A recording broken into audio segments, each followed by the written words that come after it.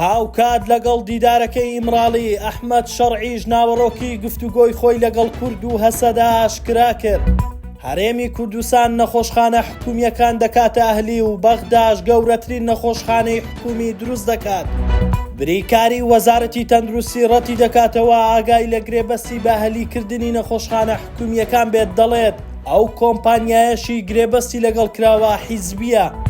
هاوکات لەگەڵ بەڕێوەچوونی دیداری دەم پارتی لەگەڵ عەبدوڵڵا ئۆجەلان بە مەبەستی دەستپێکردنەوەی پرۆسەی ئاشتی ئەمڕۆ لە دیدارێکدا ئەحمەد شەرع ڕایگەیاند لەگەڵ هێزەکانی هەسەدا لەسەر هێڵن و گفتوگۆ دەکەن بۆ ئەوەی هێزەکانی هەسەدا بێنە بەشێک لە سوپای نوێی سووریا.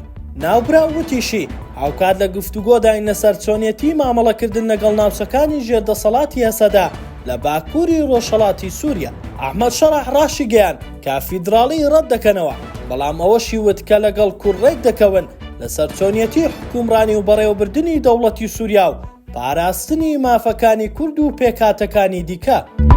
بەپێی گرێبەستێک کە چەند ڕۆژێکانە ڕزایەتی لای هاوڵاتیانی هەرێمی کوردستان دروست کردووە، حکوومەتی هەرێم بڕیاری داوا نەخۆشخانە حکومیەکانیش بداتە کۆمپانیای حیزبیەکان بیکاتە ئەهلی لە مەودوانە نەخۆشخانە حکومیەکان بە پارە خەڵک چارەسەر بکرێت. لە هەنگاوی یەکەمیش لە تاقیگەکانەوە دەستیان پێ کردووە و چاوەڕێ دەکرێت لە ماوەی داهاتوو نرخەکانیان بەرز ببێتەوە. ئەوە هاوکاتە لەگەڵ ئەوەی دوێنێ محەممەد شیع سوودانی سەرۆک وەزیرانی عێراق نەخۆشخانەی گشتی گەلی لە بەغدا کردەوە کە شارێکی گەورەی پزیشکیە و حکوومەت دروستی کردووە و بە نرخی خۆڕایی یان نرخێکی ڕەمزی خزمەتگوزاری پزیشکی پێشکەشی هاوڵاتیان دەکات. ئەمەش هەنگاوەکانی بەغدا بە پێچەوانەی هەرێم بەرەپێدانە بە نەخۆشخانە حکومیەکان لە پێناو لاوازکردنی نەخۆشخانە ئەهلیەکان.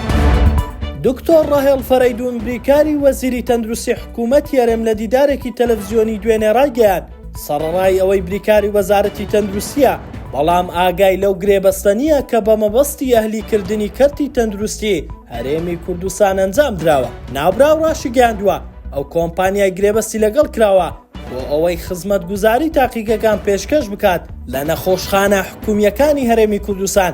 کۆمپانیای حیزبیە و دەستی بەرپرسانی لە پشتە.